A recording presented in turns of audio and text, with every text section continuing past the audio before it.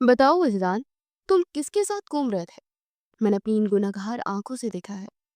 हानिया अपनी उल्लू जैसी मोटी मोटी आंखें मजीद फैलाते हुए पुरस्कार अंदाज में बोली। वजदान को शदीद झंझलाहट हो रही थी। दिल चाह रहा था कि इसका गला दबा दे। अगर ताया जान बीच में दीवार बनकर खड़े ना होते तो वाकई उसका गला दबाने में एक सेकंड भी ना लगा था। ताया जान, आप इसकी बातों को सीरियसली क्यों ले रहे हैं? इसकी तो आदत है फजूल बोलने की। देखा आपने कैसे ये हर बार मुझे खामोश करवा देता है ताकि इसकी हकीकत ना दुनिया वालों की नजरों के सामने ना आ सके। वो चिढ़ाती हुई बोली थी। कौन सी हकीकत की बात कर रही हो तुम? जरा मुझे भी बताना। वो बाजू छुड़ाता हुआ उसकी तरफ बढ़ा तो वो फौरन तायाजान के पीछे जाकर छुप गई। मेरे पास सबूत है, मैं आपको सबूत भी दिखा सकती हूँ। उसने आके गोल गोल घुमाते इंतहाई मासूमियत से कहा। वजदान का दिल कर रहा था कि उसे किसी ऐसी जगह पर लेकर जाए जहाँ कोई भी मौजूद ना हो और फिर उसे अच्छी तरह सबक सिखाने के बाद वापस लेकर आए ताकि अगले 3 सालों तक उसकी जुबान ही ना खुल सके। लेकिन वो सिर्फ ख्वाब ही देख सकता था। जिस दिन तुम पैदा हुई थी उसे स्याह दिन के तौर पर मनाया जाना चाहिए, और तुम जिस दिन पैदा हुए थे ना उस दिन को भूल जाना चाहिए। देख रहे हैं आप इसकी कैंची जैसी लंबी जुबान? 5 साल बड़ा हूं मैं इससे, मगर इसको जरा भी शर्म नहीं है। हमेशा मैं ही क्यों करूं? चलो चुप हो जाओ, अब एक दूसरे से लड़ो नहीं। तायाजान इन दोनों के दरमियान आ गए। जी तो तायाजान, मैं आपको ये बता रही थी कि ये किसी लड़की के हाथों में हाथ डाले घूम रहा था। हानिया ने अपना लहजा पुरस्कार बनाते हुए कहा, जबकि वो गुस्से से बार बार अपना पहलू बदल रहा था। सबूत दिखाओ मुझे। तायाजान ने आंखें छोटी करके उसे घूरते हुए कहा, मतलब आपको भी मुझ पर यकीन नहीं है? चलो कोई बात नहीं, ये दिन देखना रह गया था और आज ये दिन भी देख लिया। उसने अपने जाली आंसू साफ किए और जल्दी से अपना आईफोन निकाला जो बड़े भाई को ब्लैकमेल करके बड़ी मुश्किल से खरीदा था। देखें, ये देखें। इसमें वजदान ने वाकई एक लड़की का हाथ पकड़ा हुआ था। ये दर हकीकत उसकी नई गर्लफ्रेंड थी। उसका दिल कर रहा था कि वो दीवार के साथ टकरे मारना शुरू कर दे। थोड़ी ही देर पहले वो उसके पास कमरे में आई थी और डील करने के लिए तैयार भी हो गई थी कि अगर तुमने मुझे मेरे पसंदीदा डिजाइनर का सूट डलवा दिया तो फिर ये वीडियो हम दोनों तक ही महदूद रहेगी। लेकिन मोहतरम वजदान साहब ने वीडियो देखने से ही इनकार कर दिया था। उसे लग रहा था कि वो यूं ही हवा में तीर चला रही है, और अब उसके पास वो वीडियो देखकर उसे अपना सर गोल गोल चकराता हुआ महसूस हो रहा था। ठीक है बेटा, तुम जाओ, मैं इससे निपट लेता हूँ। साईजान, मेरा इनाम? वो अपने हाथों में दुपट्टा गोल गोल घुमाते हुए बोली। लालची औरत? इससे बढ़कर लालची औरत ना मैंने अपनी सारी जिंदगी में नहीं देखी। चुप कर जाओ तुम। क्या चाहिए आपको मेरे बच्चे? उसके सर पर प्यार से हाथ रखते हुए बोले। ज्यादा कुछ नहीं, डिजाइनर का एक सूट लेना है। आपको तो पता है ना कि मेरी पार्टी आ रही है और मैं चाहती हूँ कि वहां पर मैं सबसे नुमाया लगूं। तुम वैसे भी चुड़ैल हो, नुमाया ही लगोगी। जितनी मर्जी तैयारी कर लो। जलने वालों का मुंह काला, उसे बाल हवा में झटकते। बड़ों के साथ बदतमीजी नहीं करते। तायाजान ने उसे टोका। सॉरी तायाजान, दोबारा आपको शिकायत का मौका नहीं दूंगी। वो फौरन उनके सामने सर झुकाकर खड़ी हो गई, जबकि वो उसकी ओवर एक्टिंग पर हंस पड़ा। उसके जाने के बाद तायाजान उससे मुखातिब हुए। ये सब कुछ क्या है बताओ? असल में जब मैंने तुम्हें कह दिया था कि तुम्हारी मंगनी हवेली के लड़की से हो चुकी है, जब तक तुम आप मुझे उस लड़की का नाम नहीं बताएंगे ना, तब तक मैं कैसे? जब ठीक हो वक्त आएगा ना तो मैं बता दूंगा। फिलहाल मैंने उसके वालिदैन से बात की है, जब वो अपनी मर्जी जाहिर करेंगे तभी तुम दोनों की शादी होगी, और तुम इस चीज की टेंशन मत लो। वाह, यानी मेरी कोई हैसियत ही नहीं है? और अगर उस लड़की ने इनकार कर दिया तो? जाहिर सी बात है, अब मैं उस बच्ची के साथ जबरदस्ती तो नहीं कर सकता। और अगर मैंने इनकार किया तो? वो बहुत ही गौर से ताईजान के चेहरे के तासुरात देख रहा था।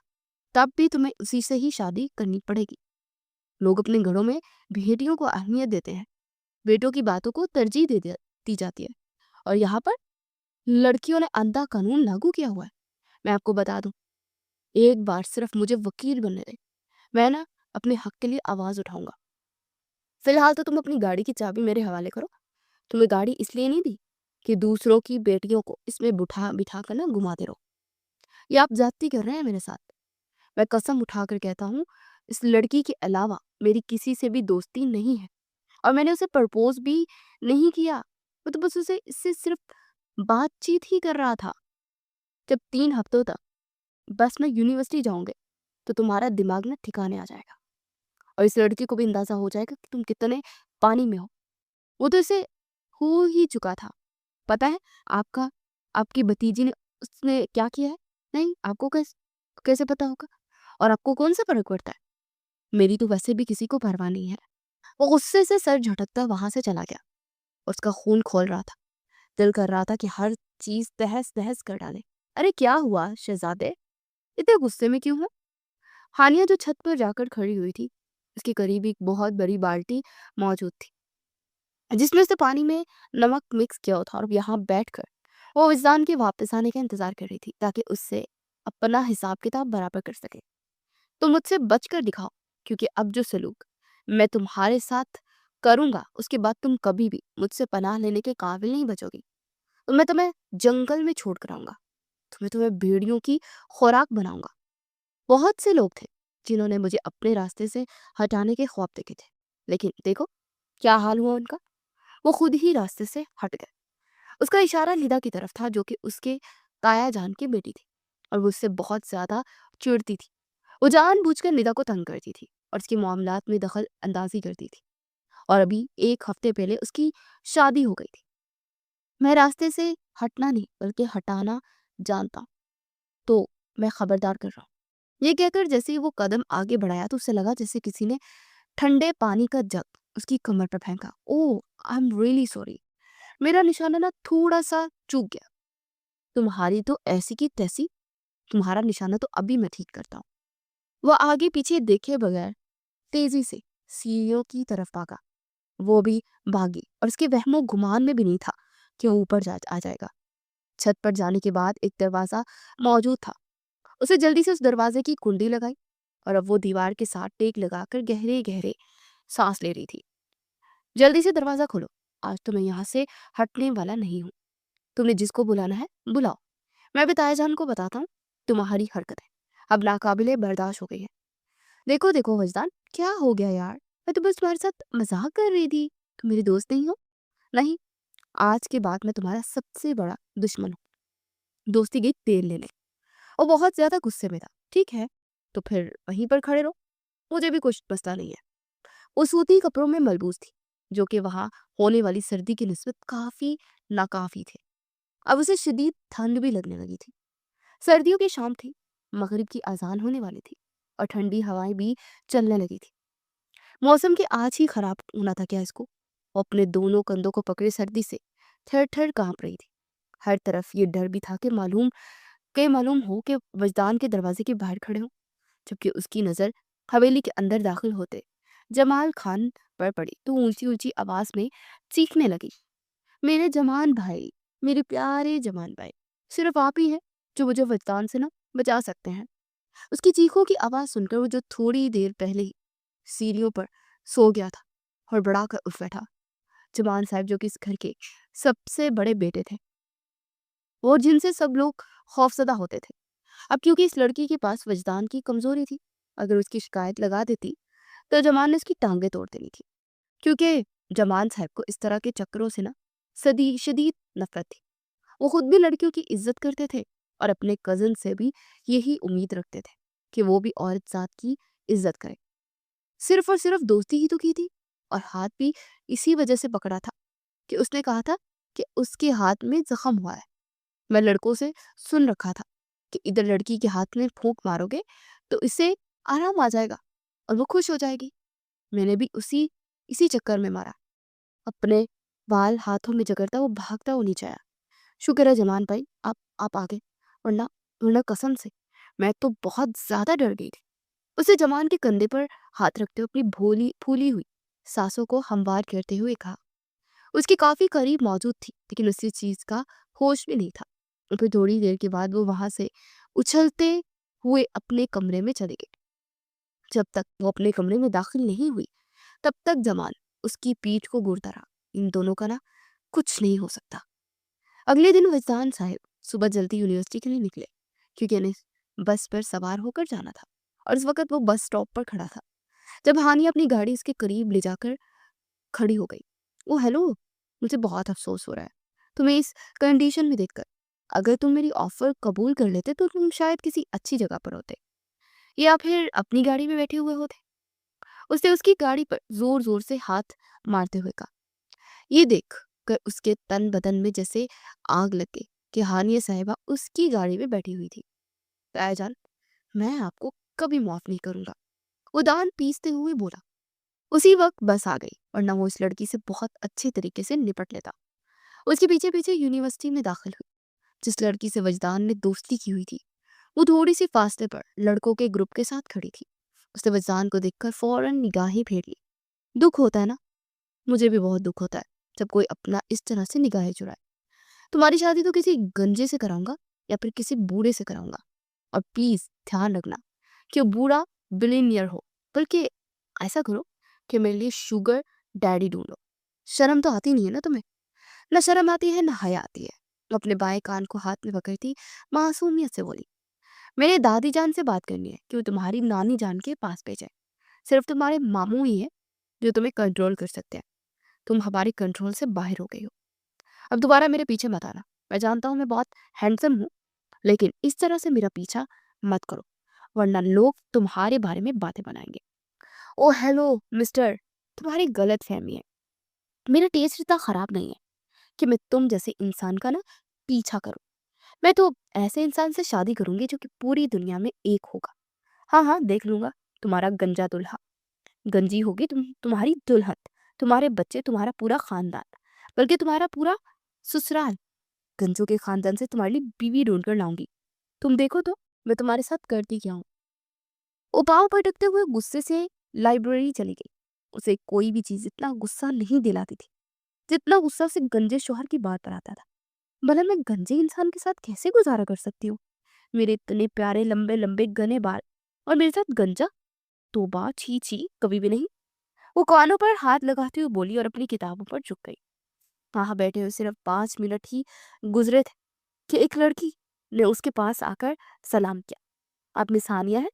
उसे प्यारी और नरम आवाज में उससे सवाल किया। जी जी, मैं हानिया ही हूँ।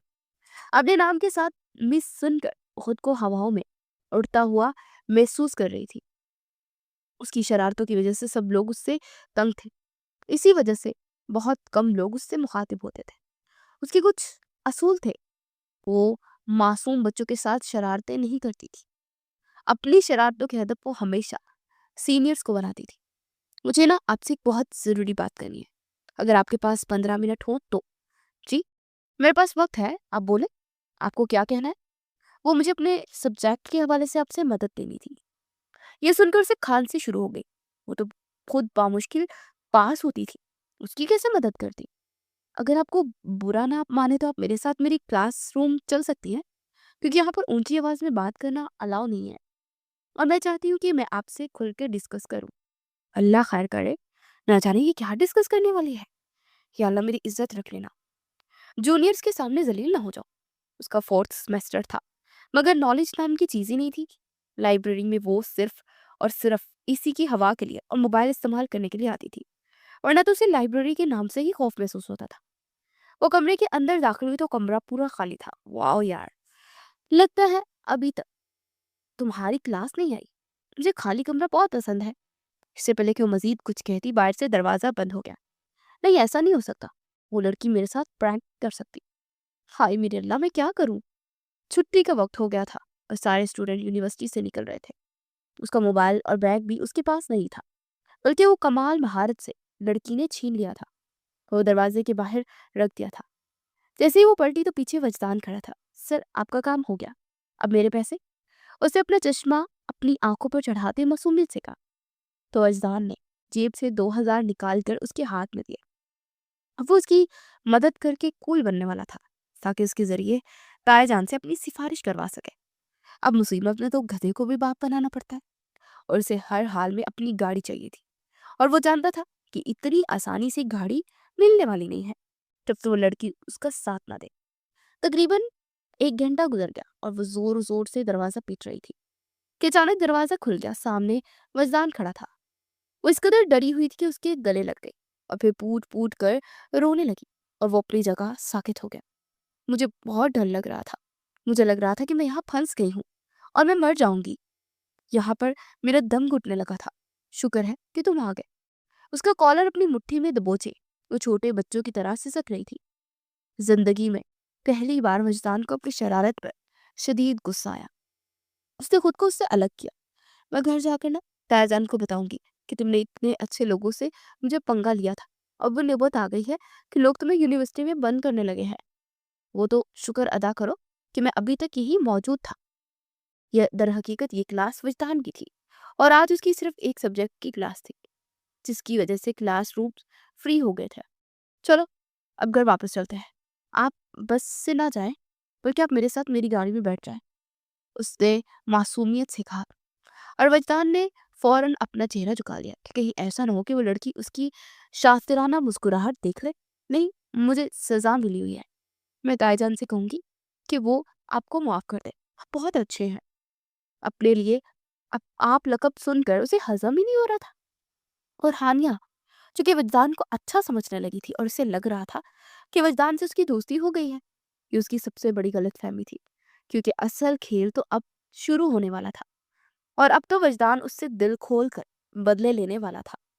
वो कोई भी बात अपने दिल में नहीं रखता था और जब तक वो अपने दिल का हाल खोल कर बयान नहीं कर लेता था तब तक उसे चैन नहीं मिलता था।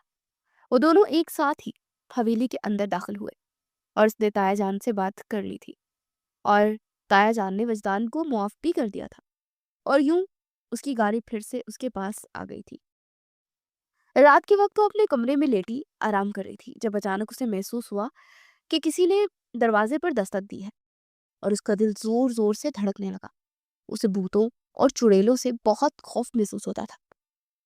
वो अपने कमरे की लाइट भी ऑन करके सोती थी। अचानक उसे लगा कि कमरे की दीवार पर कोई बड़ा सा साया नमूदार हुआ है। उसे फौरन पलट कर देखा तो वहां कोई भी नहीं था। या अल्लाह, ये क्या हो रहा है? मैं अभी नजमा के कमरे में जाती हूँ। वो दरवाजे से बाहर निकलने लगी जब ये खौफनाक आवाज उसके कानों में गूंजी। वो आवाज उसके वॉशरूम से आ रही थी। नहीं, यहाँ पर वजदान नहीं आ सकता। मैंने खुद अपने कमरे का दरवाजा लॉक किया था, तो यहाँ कैसे आ सकता है? वो अपने सीने पर हाथ रखे खुद को नॉर्मल करने की कोशिश में मसरूफ थी, मगर दिल था कि बाहर निकलने को तैयार था। देखिए बुच्ची, भूत अंकल, मैं आपको क्या कहकर पुकारूं? आपको पता नहीं कौन सा नाम अच्छा लगेगा। मैं बस आपसे ये कहना चाहती हूँ कि प्लीज मुझे मत डराएं। मेरा दिल बहुत छोटा सा है। वजान जिसने उसके वॉशरूम में स्पीकर फिट किया हुआ था, वो अपने कमरे में बैठा उसी स्पीकर पर बोल रहा था। उसकी बातें सुनकर उसके लिए अपनी हंसी दबाना मुश्किल हो गया था। देखो तो उसे, बेवकूफ लड़की भूत अंकल से बात कर रही है। इसे कोई बताए कि भूत अंकल इस वक्त तक चैन से नहीं बैठते जब तक आपको अपनी दुनिया में ले करना चाहे। वॉशरूम से दोबारा एक खौफनाक आवाज निकली। अब की बार वो रोने वाली हो गई और छोटे छोटे कदम उठाती वॉशरूम के दरवाजे के पास गई और लात मारकर दरवाजा खोल दिया, मगर वहां दूर दूर तक कोई नामो निशान नहीं था। पूरा वॉशरूम खाली था। हॉरर मूवीज में तो ऐसा ही होता है, शुरू में कोई नजर नहीं आता। ये ऐसा तो नहीं कि वो छत के साथ चिपकी हुई हो। उसे डरते डरते सर उठाया, मगर वहां भी कोई नहीं था। फिर से उसके कमरे के दरवाजे पर दस्तक होने लगी। जैसे उसने दरवाजा खुला, सामने डरावना मास्क पहने वजदान खड़ा था। उसे देखकर वो खौफ के मारे अपनी जगह पर उछलने लगी। उसने अपने हाथों में जो डंडा उठाया था वो डंडा वजदान के सर पर दे मारा। वो बेचारा जिसे डराने की खातिर वहां आया था खुद ही उसके हाथों खवार हो गया। अपने चक्कर आते हुए सर को संभालते उसने फौरन अपने चेहरे के ऊपर से मास्क उतार कर फेंका और उसकी आंखों के सामने तारे नाचते हुए महसूस हो रहे थे। ये क्या किया जालिम औरत? वो अपना सर पकड़े जमीन पर बैठा छोटे बच्चों की तरह शोर मचा रहा था। तुम तुम ये सब कर रहे थे? मैं तुम्हें जान से मार दूंगी। अगले लम्हे वो वजदान के बालों को जगड़े जोर जोर से खींचने लगी। हाय, मुझे मार डाला। इस पागल औरत से मुझे बचाओ। जालिम औरत, मैं तुमसे 5 साल बड़ा हूँ। थोड़ी सी शर्मो हया कर लो। अम्मी बचाओ मुझे, भाई भाभी। वो जोर जोर से हवेली वालों को पुकार रहा था। सब लोग उस वक्त अपने कमरे में पुरसुकून नींद सो रहे थे। उसकी चिल्लाने की आवाज सुनकर वो उठकर बैठे। यहाँ जब वहां पहुंचे तो मंजर देखकर उन सब लोगों ने बेसाख्ता अपने माथे पर हाथ मारा। ये यहाँ क्या हो रहा है? दादी जान सदमे से बाहर निकली तो दबी दबी आवाज में गुस्से से बोली, ये तुम क्या कर रही हो? पागल तो नहीं हो गई हो? हाँ, मैं वाक़ई ही में पागल हो गई। इस इंसान ने ना मेरा दिमाग ख़राब कर दिया है। आपको पता है, ये मुझे रात की इस पहर डराने के लिए आया था। वो भागते हुए वॉशरूम में घुस गई। उसकी तेज़ नज़रें अब चारों तरफ घूम रही थी और उसकी नज़र स्पीकर पर पड़ी। जब उसने फ़ौरन खींच कर उसे उतारा। ये देखें, इसने मेरे वॉशरूम में स्पीकर लगाया था और मुझे डराना चाहता था। और आप कहते हैं कि मुझसे बड़ा है और मैं इसकी इज़्ज़त करूँ? देखिए इसकी हरकत किस तरह की है। क्या कोई अपने से छोटे मासूम बच्चों के साथ इस तरह का सलूक करता है? वो अपनी आंखों से आंसू साफ करते हुए बोली और उसे जहर की पोटली मालूम हो रही थी। तुम्हारी शादी एक गंजे से होगी। वो भी उसे मारने के लिए आगे बढ़ी। अगर दोबारा तुमने ये कहा तो मैं तुम्हें गंजा कर दूंगी। बस बहुत हो गया, थोड़ी सी तमीज करो तुम भी। हद होती है भाई बदतमीजी की। अब की बार दादी जान ने उसका बाजू पकड़कर उसे झटका दिया और कहा, और हाँ, आज के बाद तुम लोगों को एक साथ मैं ना देखूं। अगर मैंने तुम लोगों को एक दूसरे से बात करते हुए भी देख लिया ना, तो फिर मुझसे बुरा कोई नहीं होगा। कभी लड़ते हो, कभी दोस्ती करते हो। तुम लोगों का भी कोई दीन ईमान ही नहीं है। दादी जान, मुझे इससे बात करने का ना बिल्कुल भी शौक नहीं है। हाँ हाँ, मुझे भी कोई शौक नहीं है तुम जैसी जंगली बिल्ली औरत से बात करने का। तुम जिस इंसान को भी मिलोगी ना, वो बेचारा खवार हो जाएगा तुम्हारे हाथों। तुम्हें मेरी नहीं, अपनी फिक्र की जरूरत है। वो दोनों एक दूसरे को गालियां देते हुए वहां से चले गए और थोड़ी ही देर में हवेली वाले भी अपने अपने कमरों में जा चुके थे। मुझे तो समझ नहीं आ रही कि मैं इन दोनों का क्या करूं। दादी जान अपने बेटे के सामने खौफजदगी का इजहार करते हुए बोली, शादी करवा दो। तुम्हें लगता है कि ये दोनों शादी के काबिल है? वजदान को देखो, चलो, ये तो फिर छोटी बच्ची है।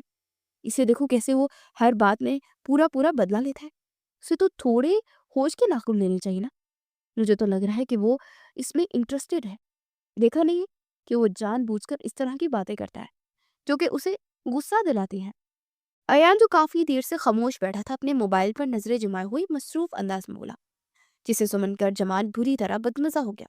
इन दोनों बेवकूफों की शादी करने का मतलब ये है कि वो सिर्फ सिर्फ तबाही। आपको क्यों इतना मसला हो रहा है? कहीं आप तो नहीं? चुप कर जाओ। उसे डांट कर वहां से चला गया। यार, तुम लोगों ने जो भी प्लान बनाया ना, जल्दी बना। इन दिनों मेरे कजन का ना सर फटा हुआ है और मेरे किसी भी मामले में टांग नहीं अड़ा सकता। इसी वजह से मैं जो जी में आए वो कर सकती हूँ। वो बेचारा तो इस हद तक बेबस हो गया कि हवेली से बाहर तक नहीं जा सकता। जरा जो ऊंची आवाज में बात करता तो उसके सर में दर्द फटने लगता है। और वो इस रेस्टोरेंट में बैठी बड़े मजे से अपनी सहेलियों के साथ अपने कजन के किस्से डिस्कस कर रही थी। वजदान जो कि अपने आप को काफी बेहतर महसूस कर रहा था, रेस्टोरेंट में टहलने के लिए आया था। उसकी बातें सुनकर वजदान के माथे पर बल पड़ गए। वो फौरन साइड पर जाकर छुप गया। तो फिर नेक्स्ट वीक हम पक्का डिसाइड करते हैं कि हम लोग मरी जाएंगे। हम वहाँ जो हाइकिंग स्पॉट है ना, वहाँ। तो मोहतरमा का मरी जाने का इरादा है। घर वाले कमर्शियल मार्केट लेकर नहीं जाते और मरी जाने की प्लानिंग हो रही है।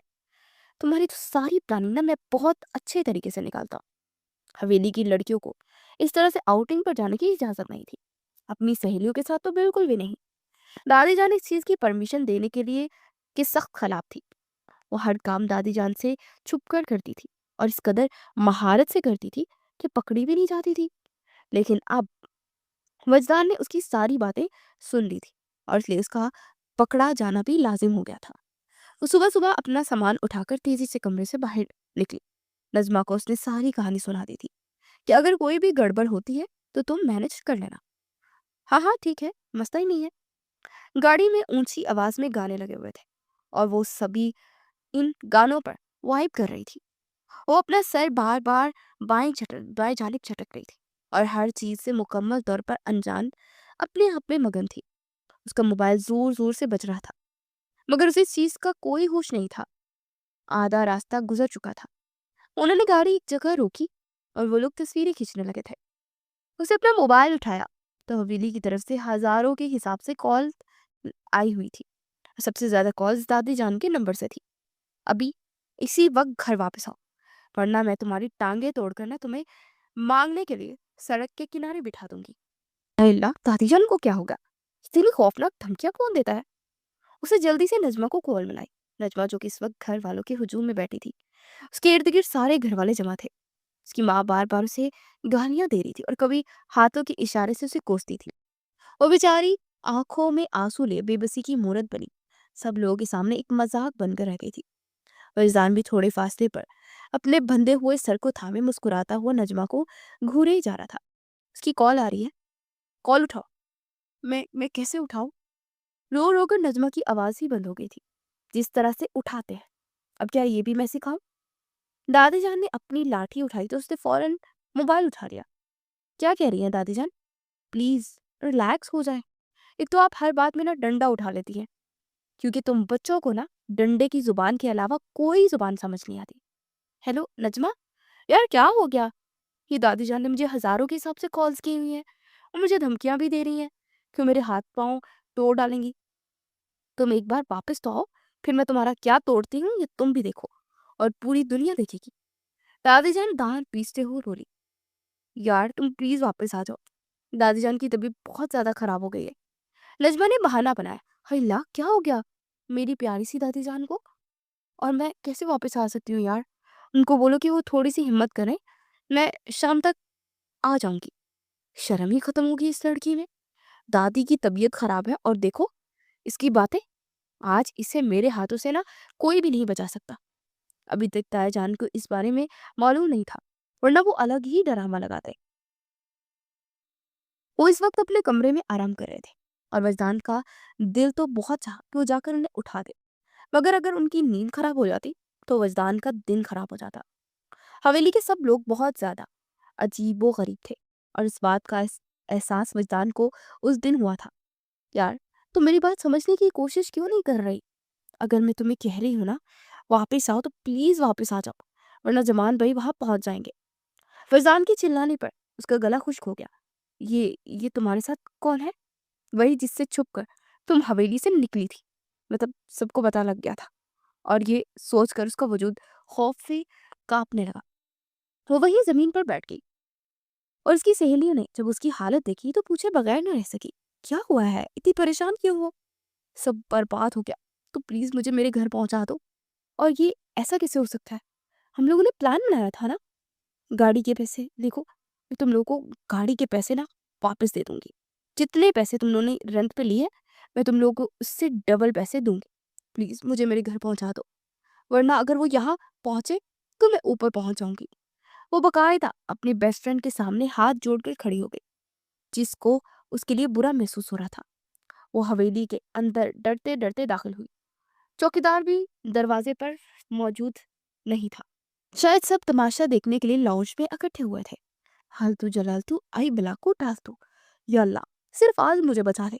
मैं वादा करती हूँ कि इसके बाद दोबारा इस तरह का कोई कारनामा सर एग्जाम नहीं दूंगी।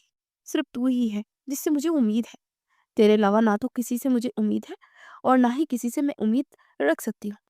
वो दिलो जान से दुआएं मांग रही थी और अपना ईमान ताज़ा करने की नाकाम कोशिश भी कर रही थी। वो हवेली के अंदर दाखिल हुई तो दादी जान उसकी तरफ तेजी से बढ़ रही थी, मगर जवान जो कि थोड़ी देर पहले ही उठा था उसके सामने जाकर खड़ा हो गया। साइड पर हो जाओ।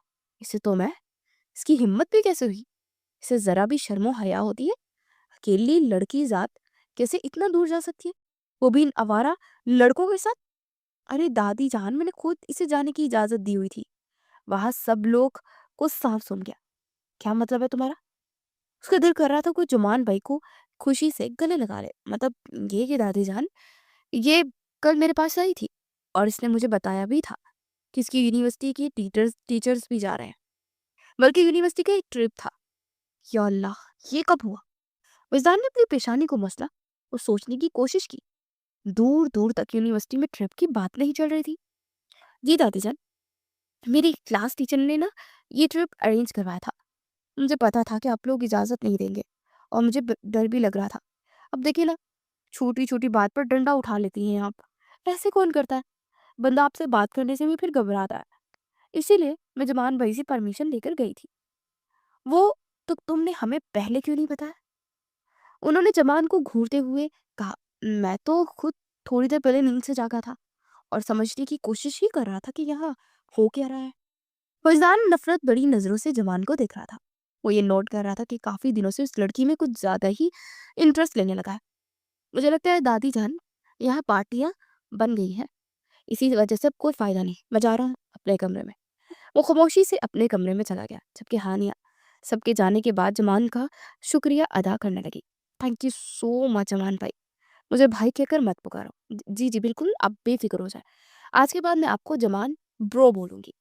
ब्रो का मतलब भाई ही होता है। अरे नहीं नहीं, ये आजकल के ना दौर में भाई मतलब नहीं लिया जाता, बल्कि इसका मतलब होता है दोस्त।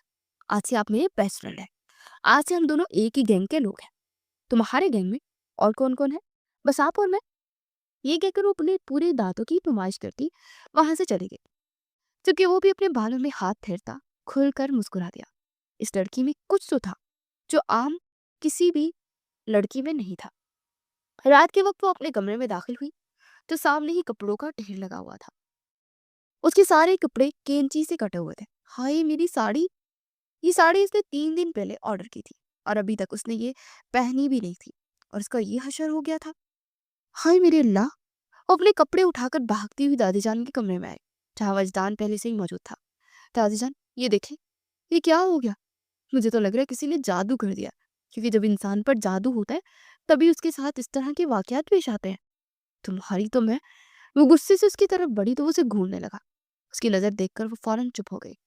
आजकल वजदान साहब कुछ ज्यादा ही बिजनेस में इंटरेस्ट लेने लगे थे।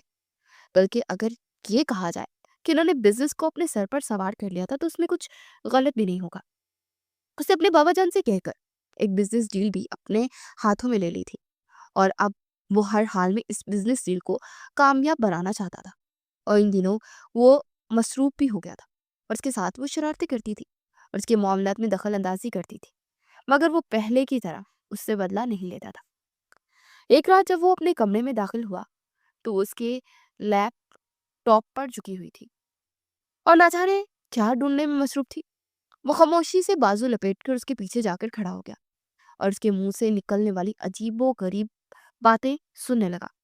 वैसे एक बात तो क्लियर है कि ये बंदा हैंडसम बहुत है, किसी भी लड़की को ना अपने पैर में गिरफ्तार कर सकता है। इसी वजह से तो उसकी हद से ज्यादा गर्लफ्रेंड्स है। अल्लाह कभी भी किसी लड़की को ना ऐसा शौहर ना दे जो कि इतना खूबसूरत हो, तो नहीं तो पूरी जिंदगी इनसिक्योरिटी में ही गुजार देगी। वो खुद से ही सवाल और जवाब कर रही थी और खुद ही जवाब दे रही थी, और उसके लैपटॉप पर अपनी सारी तस्वीरें निकाल रही थी। किसकी इजाजत के बगैर उसके कमरे में दाखिल हुई हो? ये बहुत ही मायूब हरकत है। उसकी आवाज सुनकर अपनी जगह उछल पड़ी। हाय अल्लाह, तुमने तो मुझे डरा ही दिया। इस तरह की हरकत कौन करता है? यही सवाल मैं आपसे भी पूछ सकता हूँ कि आप मेरे कमरे में मेरी इजाजत के बगैर क्या तलाश करने आई थी? वो 2 कदम उसकी तरफ बढ़ा तो वो तेजी से पीछे की तरफ हटी। पीछे दीवार थी जिसकी वजह से वो रुक गई। वो, मैं आपसे कुछ पूछने के लिए आई थी। बोले? मैं सुन रहा हूँ। प्लीज थोड़ा सा दूर रहकर बात करें। उसकी गाल शर्म के मारे लाल हो गए थे। उसकी कानों की लो भी थपने लगी थी। दिल था जो अलग ही जोर जोर से धड़क रहा था। क्या हुआ? तुम मुझे थोड़ी सी डिस्टर्ब लग रही हो। नहीं, ऐसी तो कोई बात नहीं है। मैं क्यों डिस्टर्ब होने लगी? ये कहकर उसने जोर से उसके सीने पर हाथ मारा और फिर लंबे लंबे कदम बढ़ाती हुई कमरे से बाहर निकल गई, जबकि वो इसके परफ्यूम की खुशबू को महसूस करता हुआ खुलकर मुस्कुरा दिया। तुम्हारे तो सारे बल मैं कस के निकालता हूँ। अगर मैंने तुम्हारे पर ना काटे तो मेरा नाम भी वजदान खान नहीं। और अपने बालों पर हाथ फेरता धमकी अमेज अंदाज में बोला। अगले दिन जब वो यूनिवर्सिटी के लिए तैयार हो रही थी तो वो उसके कमरे में दाखिल हुआ।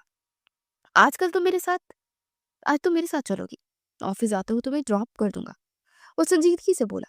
ओह हेलो मिस्टर, मुझे आपके साथ हवेली वालों को अभी तक तुम्हारे रिजल्ट के बारे में मालूम नहीं है, और ना ही उन्हें ये पता है कि तुम एक प्रोफेसर को ब्लैकमेल भी करती थी। तुमने हवेली वालों को बताने की बजाय डायरेक्ट अपने कजन डीएसपी फरहाद को बताया, और अगर दादी जान को ये बात पता चल गई तो तुम्हारे अंदाजा है कि तुम्हें घर पर बिठा लेंगी। तुम्हें ये सारी कहानियां किसने बताई? उसका मुंह देखने वाला था। तुम्हें क्या लगता है कि मुझसे कोई छुप सकता है क्या? और फिर वो भी तुम्हारे मामले में? ऐसा मुमकिन ही नहीं हो सकता। तुम आजकल कुछ ज्यादा ही मेरी जात में इंटरेस्ट नहीं लेने लगी हो। मुंह हाथ धोकर रखो अपना। तुम्हारे पास ऐसा कुछ भी नहीं है जो इंटरेस्ट लेने के काबिल हो। ये उनसे पूछो जो मुझ पर मरते हैं। और ना यूनिवर्सिटी में तुमसे भी ज़्यादा हसीन औरतें मौजूद हैं, बल्कि ये कहा जाए कि तुमसे भी ज़्यादा गोरी-गोरी हैं। वो उसके सांवले रंग पर चोट करते हुए बोला था। मेरा तो रंग फिर गंदमी है, तुम तो काली बीवी मिलेगी तुम्हें, वो भी अफ्रीकन। देखना, अंधेरे में भी वो नज़र नहीं आया करेगी। तुम्हें उसे देखने के लिए ना टॉर्च का इस्तेमाल करना पड़ेगा। वो जो बोलने पर आई तो फिर चुप होने का नाम ही नहीं ले रही थी। फिक्र मत करो, आजकल के दौर में बल्ब इजाद हो गया है, तो मुझे बिल्कुल भी वक्त नहीं होगी दिक्कत। और इसकी बातों को मफहूम को समझते वो खफा हो गई और उसके पहलू से निकलती बाहर चली गई। मैं इस इंसान को किस तरह पागल बनाऊं, कैसे वजदान को सब लोगों की नजरों के सामने से गिराऊं। पिछली बार उसने जो कुछ मेरे साथ किया वो मुझे अभी तक नहीं भूल रहा। यूनिवर्सिटी से बाहर निकलते वो पत्थर को जोर जोर से ठोकर मार रही थी। उसे देखा कि वापसी पर उसे लेने के लिए जमान आया था। वो खुशगवार अंदाज में मुस्कुरा दी, मगर उसका दिल अभी भी थोड़ा अजीब सा हो रहा था। वो देख रही थी कि जमान आजकल उसमें कुछ ज्यादा ही इंटरेस्ट ले रहा है। वो छोटी बच्ची नहीं थी जो समझ ना पाती। उसे जमान अच्छा तो लगता था, मगर शादी के हवाले से वो बिल्कुल भी उसे पसंद नहीं था। वो बहुत खड़ूस था, हर वक्त संजीदा रहता था और उसे इस तरह के लोगों से नफरत महसूस होती थी। अक्सर तो अपने कजनों से ये भी बात करती थी कि जमान भाई को तो लड़ना भी नहीं आता। कसम से बहुत ही बोरिंग इंसान है और उनके साथ जिंदगी गुजारना सबसे मुश्किल तरीन काम है। जैसे हो तो उसे देखते हुए स्पार्ट लहजे में बोला, जी मैं ठीक हूँ। उसे मुश्किल मुस्कुराते हुए जवाब दिया, तुमने बुरा तो नहीं माना कि मैं तुम्हें लेने के लिए आया? ओह नहीं नहीं, मुझे तो खुशी हुई बहुत ज्यादा, वरना वापसी पर मुझे लोकल खाना पड़ता। विजदार ने वादा किया था कि वो आएगा और पता नहीं वो कहाँ रह गया। तुम्हें भूख लग रही है? बहुत ज्यादा लग रही है। इनकार करना तो उसने सीखा भी नहीं था। खाने से इनकार को और खाने की बेरुखी वो समझती थी। जब भी उसे कोई ऑफर करता तो वो दिलो जान से राजी हो जाती थी और उसे लेकर एक होटल में चला गया था। और से वहां अपना एक दोस्त भी मिल गया था। उसने 15 मिनट का वक्त मांगा था और वो अपने दोस्त के करीब जाकर खड़ा हो गया। और वो अब अकेली ही टेबल पर बैठी हुई थी। उनका ऑर्डर अभी तक रेडी नहीं हुआ था, जो कि उसकी नज़र वजदान पर पड़ी, जो कि अपने ऑफिस की कॉलीग के साथ बैठा हुआ था। वो एक बहुत बड़े बाप की बेटी थी और जिस डील पर वो काम कर रहा था वो लड़की भी उसी डील पर काम कर रही थी। वो जानता था कि वो लड़की इसकी ज़ात में इंटरेस्टेड भी है। इसी वजह से उसने भी इस लड़की को यही बताया था कि मैं सिंगल हूँ और इसका एक ही असूल था कि जब तक शादी नहीं हो जाती तब तक पूरी दुनिया को यही बताते रहो कि तुम सिंगल हो। ये देखकर हानिया के लबों पर एक पुरस्कार सी मुस्कुराहट फैल गई थी और वो तेजी से उसके पास गई और उसका बाजू पकड़ते हुए बोली, हनी, आपने मुझसे वादा किया था कि आप हनीमून पर मेरे साथ कश्मीर जाएंगे और आप यहाँ बैठे हुए हैं। ये सब सुनकर वो लड़की गुस्से से अपनी जगह से उठ खड़ी हुई। तुम तो मुझे कह रहे थे कि तुम सिंगल हो, क्या मेरी बात तो सुनो। वो हड़बड़ा गया जबकि हानिया उसका बाजू पकड़कर खींचती बाहर लेकर आई। तुम्हारा दिमाग तो मैं ना अभी ठिकाने पर वापस लाता हूँ। बहुत शौक है ना तुम्हें हनीमून पे जाने का, तो ठीक है, तो तुम्हें लेकर जाता हूँ। तुम्हारी तुम बेफिक्र हो जाओ। हानिया को लग रहा था कि वो बाहर जाकर उसका बाजू छोड़ देगी, मगर ये क्या, वो तो उसे घसीटता हुआ अपनी गाड़ी तक ले गया था। छोड़ो मुझे, क्या कर रहे हो? मैं यहाँ जमान भाई के साथ आई थी, मैं उन्हीं के साथ वापस जाऊंगी। वो मुझे ढूंढ रहे होंगे, मेरे लिए परेशान हो रहे होंगे, मैं ना उनको मैसेज कर देता हूँ। ये कहकर उसने जमान के नंबर पर मैसेज कर दिया कि आज कल वो कजन उससे बहुत ज्यादा कट रहा था। तुम मुझे कहाँ लेकर जा रहे हो?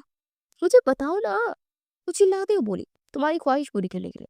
तुम पागल तो नहीं हो गए? किस ख्वाहिश की बात कर रहे हो? मैं तो तुम्हारे तुमसे बस मजाक कर रही थी, लेकिन मैं सीरियस हूँ। हाय लेडी, तुम्हें तो पता है ना, हम मशरकी लोग हैं और हाँ, हमारे यहाँ हनीमून उसी वक्त मनाया जाता है जब हमारा निकाह हो जाए या फिर रुखसती हो जाए। तो मैं सोच रहा हूँ कि तुमसे एक छोटा सा निकाह कर लूं। मैं ना तुम्हारा गला घूंटूंगी। कल रात ही उसने दादी जान को ताया जान से ये बात करते हुए सुना था और वो लोग इस लड़की का निकाह जमान से कराना चाह रहे थे, जबकि वो ऐसा किसी भी सूरत बर्दाश्त नहीं कर सकता था।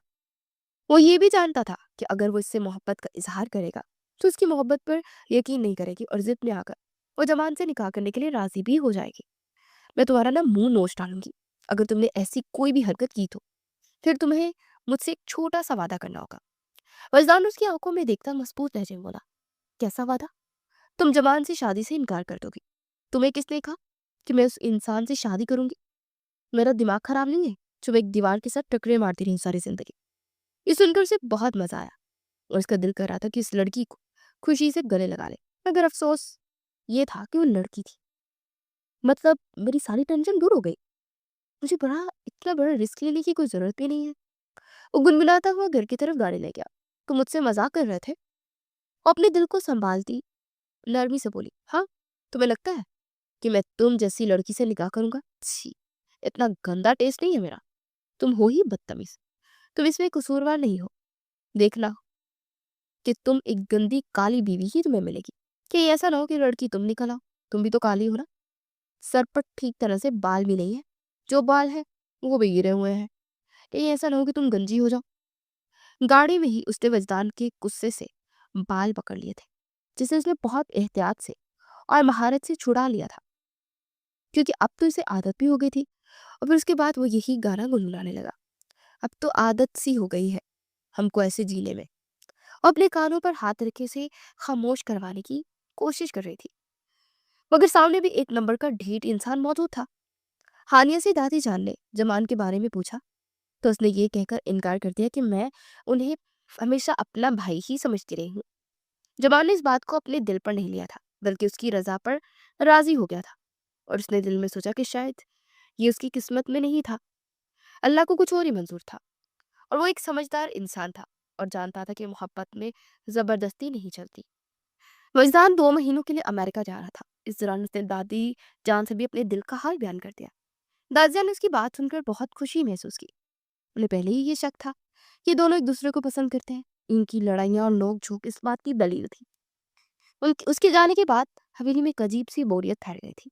जहाँ कहीं भी वो जाती उसे वजदान की शक्ल दिखाई देती। उसकी आवाज़ उसके कानों में गूंजती रहती और उसकी मुस्कुराहट आंखों के सामने आ जाती। या अल्लाह, ये मुझे क्या हो गया है? इतना तो आशिक भी अपने महबूब के लिए पागल नहीं होता जितनी मैं इस इंसान के लिए ना पागल हो रही हूँ। कल तक तो मैं इससे लड़ती रहती थी और आज इसकी कमी महसूस हो रही है। ये कैसा पागलपन है? उसका क्राइम पार्टनर होने का साथ साथ उसका दुश्मन भी था और उसका दोस्त भी। हर बात वो इससे शेयर करती थी और अब उसे इस चीज का भी एहसास हो रहा था कि वो इस इंसान को पसंद करती है और उसके बगैर उसकी जिंदगी भी नामुकम्मल है। वो उसकी जिंदगी का एक अहम हिस्सा बन गया था। उसके लिए कई रिश्ते आए थे, उसने खुद ही इनकार कर दिया था। हर रिश्ते को देखकर वो यही सोचती थी कि नहीं, ये वजदान की तरह नहीं है। ये इसकी तरह मजाक नहीं करता, ये उसकी तरह शरारतें नहीं करता, ये उसकी तरह मेरे साथ नोक झोंक नहीं करता। और जब वजदान को ये पता चलता वो अपने लिए आने वाले रिश्तों से इनकार कर रही है, तो वो खुशी से उछलने लगता। यानी वो लड़की खुद ही अपने आप को उसके लिए संभाल कर रख रही थी और उसे भी इसका इंतजार था। 2 महीनों के बाद उसने वो कॉन्ट्रैक्ट अपने हाथों में ले लिया और अपनी कंपनी को उसने एक बहुत बड़े पैमाने पर फैला दिया था। अमेरिका में उसने दिन रात मेहनत की थी। कई रातें वो बेनींद गुजारी, कई मीटिंग्स अटेंड की, वो बहुत सारी प्रेजेंटेशन दी और आखिरकार उसने अपनी मेहनत का फल देख लिया। उसके बाबा जान समेत सब लोग उससे बहुत ज्यादा खुश थे। ताया जान ने तो खुशी से उसके सर पर हाथ रखकर दुआएं दी। जुमान भी उसकी तारीफ किए बगैर न रह सका। उसने कहा, वजान, तुमने वाकई बहुत अच्छा काम किया। हमें तुम पर फख्र है। वो वाकई एक चालाक और शातिर इंसान था। कारोबार की समझ उसे खून में मिली हुई थी। हलीम हवेली में वजदान की शादी की बातें हो रही थी। वो जहाँ कहीं भी जाती उसका नाम लिया जाता। घर की खवातीन उसके बारे में बातें करती रहती थी। कोई कहती कि बहुत अच्छा लड़का है, कोई कहती बहुत हैंडसम है, कोई कहती बहुत अच्छी नौकरी है। अब तो उनके कान भी पक गए थे और वो सोचती रहती कि काश ये लोग चुप हो जाए। और जब इस रात हवेली वापस आया तो लॉन में ही टहल रही थी। रात का वक्त था और आसमान पर चांद चमक रहा था। ठंडी हवाएं चल रही थी और वो अपनी शाल अपने कंधों पर लपेटे सोचों में गुम थी। मेरी शिद्दत से ख्वाहिश थी कि सबसे पहले मैं तुम्हारा दीदार करूं और देखूं कि मेरी ख्वाहिश पूरी हो गई है। वजदान को अपनी आंखों के सामने देखकर वो एक लम्हे के लिए उसे यकीन ही नहीं आया था। ऐसा लगा जैसे वो ख्वाब देख रही है और वो अपनी जगह पर जम गई। क्या हो गया है? पत्थर की हो गई हो क्या? वजदान ने उसकी आंखों के सामने चुटकी बजाई तो वो होश की दुनिया में वापस आई। उसने अपनी आंखों को चुपका और फिर से देखा। तुम पहले से ज्यादा खूबसूरत हो गए हो। उन दोनों ने एक ही बात बैक वक्त कही और दोनों ही अपनी अपनी जगह पर ऑकवर्ड फील करने लगे थे। दोनों के गाल शर्म से सुर्ख हो गए थे। दोनों ने निगाहें झुका ली। तुम अंदर बाकी सब लोगों से मिलो, मैं थोड़ी देर में आती हूँ, उसने निगाहें चुराते हुए कहा और इसके करीब नहीं रहना चाहती थी, वरना उसका दिल और तेज धड़कने लगता। यानी आप इस तरफ भी वो मुस्कुराता उसकी तरफ बैठ कर देखने लगा। हवेली के अंदर वो दाखिल हो गया। वो जानता था कि वो शर्मा रही है, उसे ये मंजर बहुत अच्छा लग रहा था। जब भी वो उसकी शादी की बातें सुनती तो उसका दिल डोलने ही लगता था और उसके सीने में दर्द सा ही होने लगता था। न जाने क्यों, कौन सी लड़की होगी जिसकी वजह से शादी होगी। से इंसान तो बहुत जबरदस्त है, मजाक मजाकिया भी है, हैंडसम भी है और हाँ थोड़ा सा दिल फेंक है। वो बाद में इंसान कंट्रोल कर ही लेता है। अगर मुझ जैसी प्यारी बीवी मिले, या अल्लाह, मुझ जैसी प्यारी बीवी क्यों मिलेगी, कि कौन इसके बारे में इतना ज्यादा सोच रहा है। या अल्लाह, ये मेरे साथ इतना इस साथ क्यों हो रहा है यार। क्या मैं वाकई से मुझसे मोहब्बत हो गई है। मुझे तुमसे एक जरूरी बात करनी है। उस दिन वो छत पर खड़ी थी तो उसकी पुष्ट पर आकर खड़ा हो गया और उससे पैर के उसे तंग नहीं करता था, बल्कि काफी मेच्योर हो गया था। उसका अंदाज बदल गया था और वो ज्यादा संजीदा रहता था। उसकी बातों में भी जिम्मेदारी झलकती थी। मैं तुमसे मोहब्बत करता हूँ और तुमसे शादी करना चाहता हूँ। मैं जानता हूँ कि हमने बचपन में एक दूसरे को बहुत तंग किया है, बहुत लड़े हैं, लेकिन मैं तुम्हें हमेशा से पसंद किया है। तुम मेरी जिंदगी का सबसे अहम हिस्सा हो। हानिया को लगा कि किसी ने उसकी पसंदीदा अल्फाज उसके कानों में घोले हैं। वो बेवकूफों की तरह उसके चेहरे को देखने लगी। उसे तो यकीन ही नहीं आ रहा था कि सब सच है। मोहतरमा, आपसे कुछ कहा है मैंने? और बढ़ाकर सीधी हुई जैसे गहरी नींद से जाग गई हो। उसने अपने आप को संभाला। पहले ठीक तरह से ना प्रपोज करना सीखो, उसके बाद मेरे पास आना। अगले दिन वो उसके लिए डायमंड रिंग लेकर गया। उसने एक खूबसूरत रेस्टोरेंट में उसके लिए कैंडल लाइट डिनर का इंतजाम किया। गुलाबों से जगह को सजाया था। इतना तो वो जान गया था कि वो पहली बार में राजी हो गई थी, मगर अपनी फॉर्मेलिटी तो पूरी करनी थी। उसे वो नखरे दिखाना चाहती थी, इनकार करना चाहती थी, मगर नहीं दिखा पाई थी। जब उसने घुटनों के बल बैठकर उसे प्रपोज किया तो उसकी आंखों में आंसू आ गए।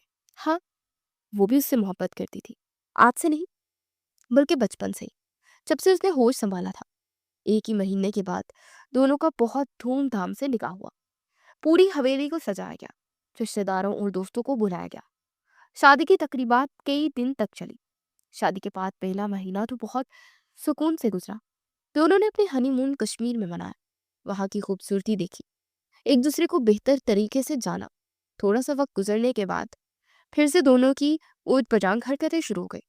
हर वक्त वो दोनों एक दूसरे की टांग खींचने में मसरूफ रहते थे। कभी वो उसके खाने में नमक ज्यादा डाल देता, कभी वो उसके कपड़े छुपा देती, और कभी वो उसके मोबाइल का पासवर्ड ही बदल देता, और कभी वो उसकी मीटिंग में खलल डाल देती। दादी जान बस अपना माथा फोड़ कर रह जाती थी और आखिर में यही कहती कि उन दोनों को कुछ भी नहीं हो सकता, ये सारी उम्र ऐसे ही लड़ते रहेंगे। लेकिन उनकी आंखों में मोहब्बत की चमक देखकर सबको अंदाजा हो जाता था कि ये दोनों एक दूसरे से बहुत मोहब्बत करते हैं। रात का वक्त था, चांद की चांदनी कमरे में आ रही थी। वजदान अपने लैपटॉप पर काम कर रहा था, जबकि हानिया बिस्तर पर लेटी उसे घूर रही थी। तुम हर वक्त काम ही करते रहते हो, मुझे वक्त ही नहीं देते, उसे शिकायती लहजे में कहा। वजदान ने लैपटॉप बंद किया और वो उसके करीब आकर बैठ गया। अच्छा, तो मेरी बेगम नाराज है क्या? और ज्यादा, उसने मुंह फुला लिया। तो भी ठीक है। वो उठने लगा तो हानिया ने उसका हाथ पकड़ लिया। कहाँ जा रहे हो? अरे, अब तो नाराज है, मैं सोचा कि आपको अकेला छोड़ दूं। वो मुस्कुराते हुए बोला, तुम वाकई ना बहुत बदमाश हो गए हो। उसने उसके सीने पर हल्का सा हाथ मारा। वजदान ने उसका हाथ अपने हाथ में ले लिया। जानती हो, जब से तुम मेरी जिंदगी में आई हो, हर चीज खूबसूरत लगने लगी है। तुम्हारी हर शरारत, तुम्हारा हर नखरा, तुम्हारी हर बात, सब कुछ मुझे बहुत पसंद है। हानिया के गाल शर्म से सुर्ख हो गए। अचानक इतनी मोहब्बत भरी बातें? क्यों, अपनी बीवी से मोहब्बत भरी बातें नहीं कर सकता क्या? उसके करीब होता हुआ बोला, कर सकते हो, लेकिन इतना करीब न आओ। उसने नजरें झुका ली। क्यों, शर्मा रही हो? उसकी ठोड़ी पकड़कर उसे अपनी तरफ देखने पर मजबूर किया। नहीं तो मैं क्यों शर्माऊंगी? हानिया ने बहादुरी दिखाने की कोशिश की, मगर वो इसकी धड़कनें जैसे तेज हो गई थी। तुम्हारे दिल की आवाज़ कुछ और कह रही है। फरजान ने उसके हाथ को अपने सीने पर रखा। देखो, तुम्हारी वजह से ना मेरे दिल में कैसे धड़कन धड़क रहा है। हानिया की आंखें भर आई। तुम वाकई मुझसे इतनी मोहब्बत करते हो? इतनी नहीं, बेइंतहा मोहब्बत करता हूं। तुम मेरी जिंदगी हो, मेरी सांसों में बसी हो, मेरे दिल की धड़कन हो। उसके माथे पर प्यार बड़ा बोसा दिया। मैं भी तुमसे बहुत मोहब्बत करती हूँ, बचपन से ही करती थी। जब तुम अमेरिका गए थे तो मैं हर वक्त तुम्हारी याद में रोती थी। हानिया ने अपना सर उसके सीने से लगा लिया। अब मैं कहीं नहीं जाऊंगा, हमेशा तुम्हारे साथ ही रहूंगा। वजदान ने उसे अपनी बाहों में भर लिया। वादा करो। वादा। दोनों काफी देर तक एक दूसरे की बाहों में बाहें डाले, मोहब्बत के उन लम्हात को जी भरकर महसूस करते रहे। और बाहर चांद मुस्कुरा रहा था। हवा भी गोया उनकी खुशी में शरीक थी। ये वो लम्हात थे जो उन्हें हमेशा याद रहने वाले थे। वो लम्हात जो सिर्फ और सिर्फ मोहब्बत करने वालों को नसीब होते हैं। वैजान ने आहिस्ता से हानिया के बालों में हाथ फेरा। तुम जानती हो, जब मैं पहली बार तुम्हें देखा था तो मुझे लड़का लगा था कि ये लड़की तो मेरी जिंदगी बर्बाद कर देगी। और अब? हानिया ने इसकी आंखों में देखते हुए पूछा। और अब ऐसा लगता है कि तुमने वाकई मेरी जिंदगी बदल दी है, लेकिन बर्बाद नहीं बल्कि संवार दी है। वो मोहब्बत से मुस्कुराया। तुम भी ना कभी सीधी बात नहीं कर सकते? हानिया हंसते हुए बोली। ये तो मैंने तुमसे ही सीखा है। वजदान ने उसे और करीब खींच लिया। अच्छा, तो अब मेरी बातों का इल्जाम भी मुझ पर? हाँ, क्योंकि तुमने मुझे पागल बना दिया है। तुम्हारी मोहब्बत में पागल, और मुझे इस बात पर फख्र है। हानिया ने शरारत से कहा। वो दोनों हंसने लगे और फिर खामोशी छा गई। वो खामोशी जो मोहब्बत की जुबान बोलती है, वो सुकून जो सिर्फ और सिर्फ सच्ची मोहब्बत में ही मिलता है।